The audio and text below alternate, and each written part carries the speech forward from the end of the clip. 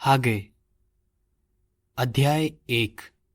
राजा दारा के राज के दूसरे साल के छठे महीने के पहले दिन यहोवा का संदेश भविष्यवक्ता हागाई के जरिए यहूदा के राज्यपाल जरुब्बाबेल और महायाजक यहोशू के पास पहुंचा।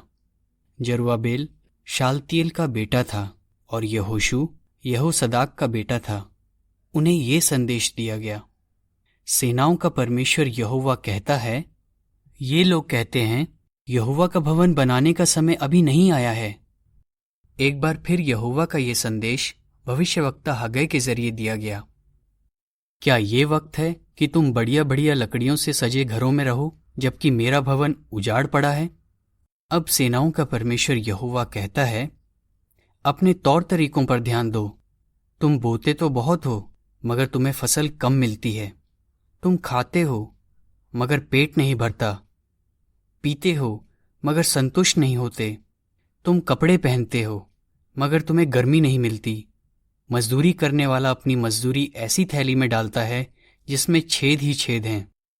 सेनाओं का परमेश्वर यहोवा कहता है, अपने तौर तरीकों पर ध्यान दो। यहोवा कहता है, पहाड़ पर जाओ, लकड़ी लाओ, मेरा भवन बनाओ ताकि मुझे उससे खुशी मिले और मेरी महिमा हो।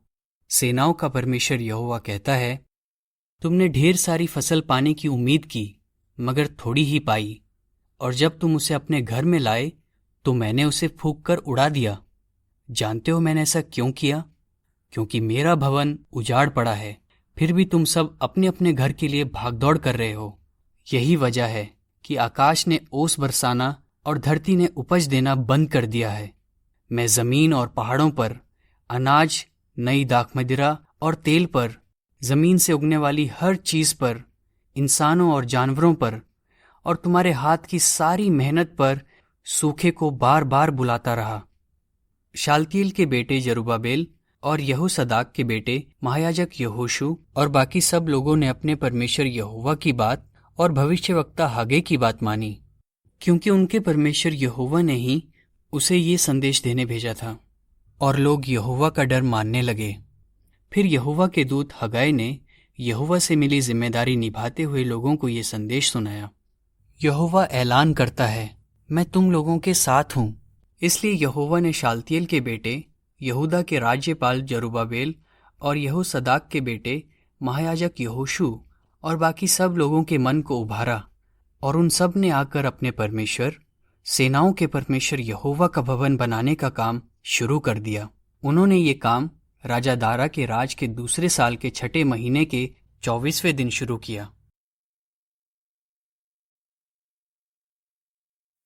अध्याय 2। 7वें महीने के 21वें दिन यहोवा का ये संदेश भविष्यवक्ता हागाई के जरिए दिया गया। शालतिएल के बेटे यहूदा के राज्यपाल जरुब्बाबेल और यहोसदाक के बेटे महायाजक यहोशू से और बाकी लोगों से जरा ये सवाल पूछ, तुम में से किन लोगों ने इस भवन की पहले की शान देखी है? अब तुम्हें ये कैसा लग रहा है? क्या तुम्हें ऐसा नहीं लगता कि ये पहले वाले भवन के मुकाबले कुछ भी नहीं? यहोवा ऐलान करता है। फिर भी जरुब्बाबेल, हिम्मत रख। यहोसदाक के बेटे महायाजक यहोशू, तू भी हिम्मत रख। यहोवा ऐलान करता है, देश के सब लोगों, तुम हिम्मत रखो और काम करो, क्योंकि मैं तुम्हारे साथ हूं। सेनाओं के परमेश्वर यहोवा का ये ऐलान है, जब तुम मिस्र से निकले थे तब मैंने तुमसे जो वादा किया था उसे याद करो, और मेरी शक्ति तुम पर काम करती रहेगी। तुम मत डरो। सेनाओं का परमेश्वर यहोवा कहता है, मैं थोड़ी देर बाद एक बार फिर आकाश और धरती और समुंदर और सूखी जमीन को हिलाऊंगा।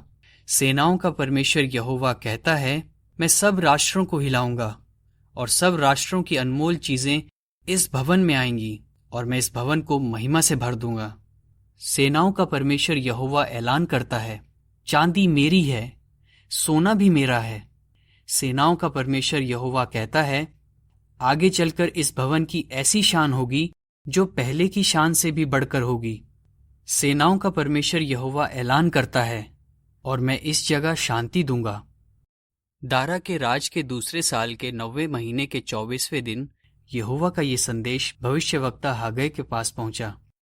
सेनाओं का परमेश्वर यहोवा कहता है, जरा याजकों से कानून के बारे में पूछ। अगर एक आदमी अपने कपड़े की तह में पवित्र मांस बांध कर ले जाए और उसका कपड़ा रोटी या शोरबा या दाख मदिरा या तेल या किसी और खाने की चीज को छू जाए, तो क्या वो चीज पवित्र हो जाएगी? याजकों ने जवाब दिया, नहीं। फिर हागे ने पूछा, अगर एक आदमी किसी लाश को छूने की वजह से अशुद्ध हो जाए और वो इनमें से किसी चीज को छुए, तो क्या वो अशुद्ध हो जाएगी? याजकों ने जवाब दिया, हाँ, वो अशुद्ध हो जाएगी। तब हागाय ने कहा, यहोवा ऐलान करता है, मेरी नजरों में ये लोग और ये राष्ट्र भी ऐसे ही हैं। उनके सभी काम और उनकी अर्पित की हुई हर चीज अशुद्ध है। मगर आज से तुम जरा इस बात पर ध्यान देना, यहोवा के मंदिर को दोबारा बनाने का काम शुरू करने से पहले तुम्हारी क्या हालत थी। जब कोई अनाज के ढेर के पास 20 पैमाना अनाज पाने की उम्मीद से जाता तो उसे सिर्फ 10 पैमाना मिलता था, और जब कोई हौद के पास 50 पैमाना दाखमित्रा पाने की उम्मीद से जाता तो उसे सिर्फ 20 पैमाना मिलता था। मैंने तुम्हारी फसलों को झुलसन, बीमारी और ओलों से मारा और तुम्हारे हाथ की सारी मेहनत नाश कर दी, फिर भी तुम में से कोई मेरी तरफ नहीं फिरा। यहोवा का ये ऐलान है। मगर आज से 9वें महीने के इस 24वें दिन से, जब यहोवा के मंदिर की नींव डाली गई, तुम इस बात पर ध्यान देना, क्या बीज अब भी भंडार में हैं? क्या अंगूर, अंजीर, अनार और जैतून पेड़ में अब तक फल नहीं लगे? मगर आज से मैं तुम्हें आशीष दूंगा। उसी महीने के 24वें दिन दूसरी बार यहोवा का ये संदेश हगै के पास पहुंचा। यहूदा के राज्यपाल जरुब्बाबेल से कह, मैं आकाश और धरती को हिलाने जा रहा हूं। मैं राजाओं की राजगद्दियां उलट दूंगा और राष्ट्रों के राजाओं की ताकत मिटा दूंगा। मैं रथ और उसके सवारों को पलट दूंगा और घोड़े और उनके सवार एक दूसरे की तलवार के वार से गिर पड़ेंगे। सेनाओं का परमेश्वर यहोवा ऐलान करता है, हे शालतिएल के बेटे, मेरे सेवक जरुब्बाबेल, उस दिन मैं तुझे बुलाऊंगा। यहोवा ऐलान करता है, मैं तुझे मुहर वाली अंगूठी की तरह बनाऊंगा, क्योंकि मैंने तुझी को चुना है। सेनाओं के परमेश्वर यहोवा का ये ऐलान है।